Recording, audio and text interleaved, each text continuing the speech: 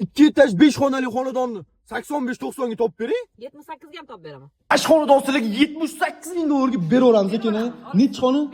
5 xona 2 etaj bo'ladi. Hop sizlarga polni obzorni qilib beraman. Kirganimizda xonalarning eshigi yo'q demaylik, xudo xolasa ertaga qo'yib beriladi. Hop bu yoqqa kirganimizda bitta kichkina detskiyimiz bor. Bu yoqda kotel uchun xona, hop chap tomonimizda kuxnasi bo'ladi, ko'rishingiz mumkin. Svetlari qo'yib qo'yilgan, akkuratli. Bular hammasi eshik qo'yib beriladi. Xudo xolasa ko'rishingiz mumkin. Sanazir birinchi etajga bu yoqda bitta spalniyamiz bor.